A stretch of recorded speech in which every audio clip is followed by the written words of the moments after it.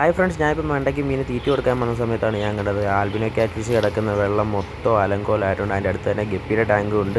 അപ്പോൾ ഇതിനകത്തെന്ന് പറയുമ്പോൾ ഞാൻ ആദ്യം ഇട്ടിരുന്നത് 5 ആൽബിനോ ക്യാറ്റ് ഫിഷും 4 നമ്മുടെ ബ്ലാക്ക് ക്യാറ്റ് ഫിഷ് എന്ന് വെച്ചാൽ മുഷി എന്ന് പറയും. ഈ ടാങ്കിനകത്തൊന്നും ഇല്ല, അതിനകത്ത് പുതിയ മീൻ വരുന്നുണ്ട്, അത് കാണാം. അപ്പോൾ ഇനിയിപ്പോൾ നമുക്കൊന്ന് വൃത്തിയാക്കണം. അതിന് ആദ്യം നമുക്ക് ആ നെറ്റ് എടുത്തൊന്ന് മാറ്റണം.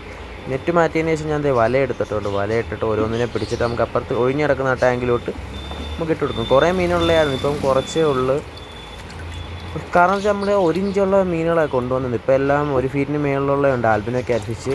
മറ്റേ ബ്ലാക്ക് ക്യാറ്റ് ഫിഷിനെ കൊണ്ടിട്ടതെന്ന് കാരണം എന്ന് വെച്ചാൽ ആൽബിനോ ക്യാറ്റ് ഫിഷ് ഒട്ടും ആക്റ്റീവ് അല്ലായിരുന്നു. അപ്പോൾ ഈ ബ്ലാക്ക് ക്യാറ്റ് ഫിഷിനെ കൂടെ കൊണ്ടിട്ടപ്പോഴാണ് ആൽബിനോ ക്യാറ്റ് ഫിഷ് കുറച്ചും കൂടെ ആക്റ്റീവ് ആയത്. ഞാൻ ഡീറ്റെയിൽ ആയിട്ട് നിങ്ങൾക്ക് കാണിച്ചു തരാം.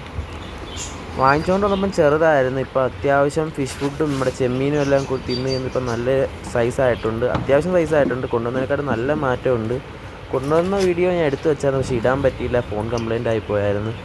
നമുക്ക് ഉള്ളതിനെ എല്ലാത്തിനെയും പിടിച്ചിട്ട് അവസാനം ആ ടാങ്ക് വൃത്തിയാക്കിയതിന് ശേഷം മറ്റേ ടാങ്കിൽ നിന്ന് ഇങ്ങോട്ട് മാറ്റാം. ആ ടാങ്ക് നമ്മുടെ ഷാർക്ക് ഫിഷ് കിടന്നുകൊണ്ടിരുന്നതാണ്. അപ്പോൾ ഷാർക്ക് ചത്തുപോയി, ഇനി പുതിയ ഷാർക്കിന് വാങ്ങണം.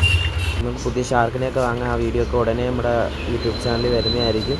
അപ്പോൾ നമുക്ക് ഉള്ളതിനെ എല്ലാത്തിനെയും ഇങ്ങോട്ട് പിടിച്ച് മാറ്റിയിട്ട് ലാസ്റ്റ് അത് വൃത്തിയാക്കി തിരിച്ച് നമുക്ക് ആ ടാങ്കിലോട്ട് തന്നെ ഇടാം. വീഡിയോ ഇഷ്ടപ്പെട്ടെങ്കിൽ ലൈക്ക് ചെയ്യുക.